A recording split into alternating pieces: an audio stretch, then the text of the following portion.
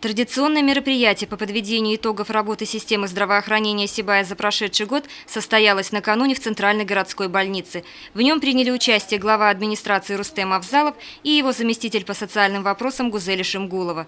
Еще до начала встречи они посетили отделение ЦГБ, оценили обстановку, заглянули в палаты и пообщались с пациентами стационара.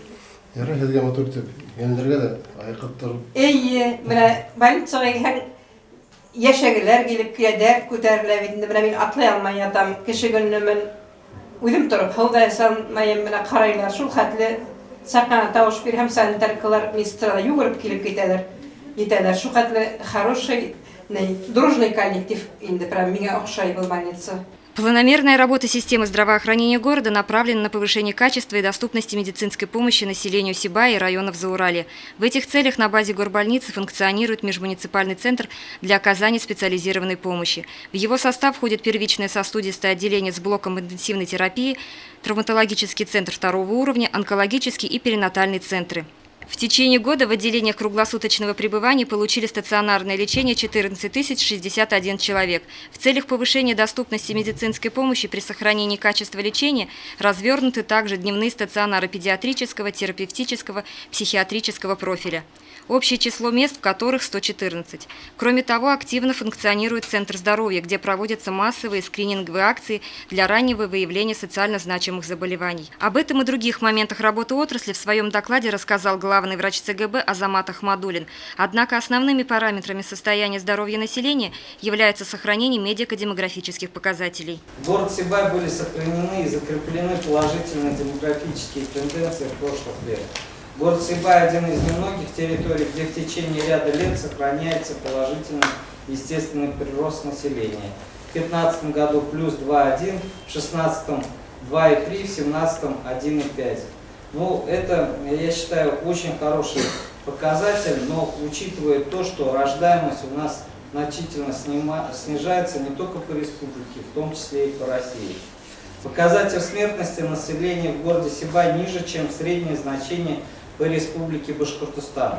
В последние годы наблюдается позитивная динамика снижения смертности населения от 12,1 на 1000 населения до 11,3 в 2017 году.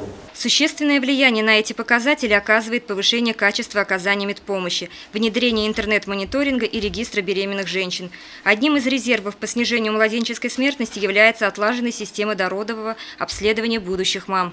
На сегодняшний день информатизация здравоохранения объявлена приоритетным направлением Российской Федерации.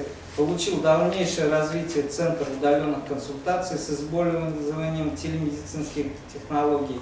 Ведется работа по внедрению выписки электронных листков нетрудоспособности. Благодаря расширению телемедицинских связей специалистами ГУС Центральная городская больница получили возможность проведения консультаций со специалистами республиканских медицинских организаций, что позволяет обеспечить раннюю выявляемость заболеваний и эффективную маршрутизацию пациентов.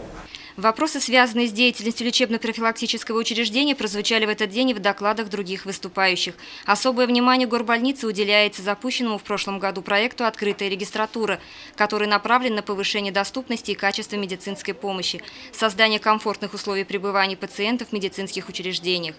Среди задач на текущий год стоит снижение смертности, достижение показателя ожидаемой продолжительности жизни граждан для средних показателей по России, совершенствование процесса медпомощи на основе внедрения информационных технологий, внедрение единой диспетчерской службы и капремонт здания детского соматического отделения. Одна из основных проблем сибайского здравоохранения – нехватка кадров – также имеет место быть. Глава администрации города Рустем Авзалов обратил внимание собравшихся на решение приоритетных задач и отметил необходимость усиления работы по привлечению в город врачей и специалистов.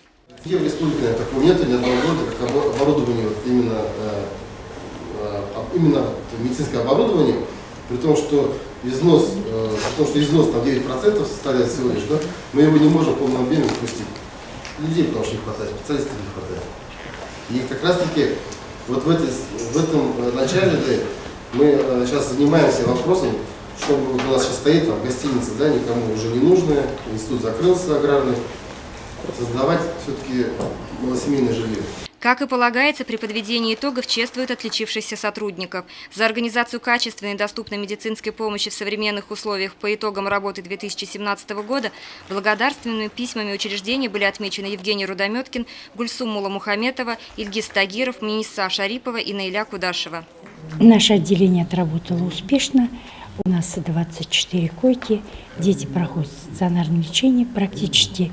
Все дети выходят с выздоровлением. Тяжелых детей мы переводим в город Уфу, в РТКБ, но постоянно идет связь, так-то они оттуда выходят здоровыми. Большой потенциал у коллектива, все очень ответственно подходят к работе, потому что специфика нашего отделения немножко такая сложноватая, там есть работа с мамами, с детьми, с их родственниками, поэтому стараемся мы работать в доброжелательной атмосфере, вместе. И, как говорится, от согласованности работы отделения, врачей, детишки наши выздоравливают, и все получают удовольствие, скажем. У нас травматологическое отделение города Сибай является травмоцентром второго уровня, оказываем помощь не только в городе Сибай, и также район Зилаевского района, Баймакской и Хайбулинским районам. Выполняем операции по уровням второго уровня и по высокотехнологическим помощям. Начали делать эндопротезирование тазобедренного сустава однополюсные пожилым людям, которые не могут доставлены в республиканское учреждение по первому уровню, который тотальное эндопротезирование показано. Кроме того, были отмечены победители республиканского конкурса на звание «Лучший врач года». Это Гульсум Муламухаметова, Фирюза Акбулатова, Миниса Шарипова и Амур Муталапов. Медсестра школы номер 12 Любовь Трофимова заняла 3-е место по республике в конкурсе «Лучший специалист со средним медицинским и фармацевтическим образованием». Ирина Оренбургина, Радмир Исенгулов, Любовь Карпова, телекомпания СТВ.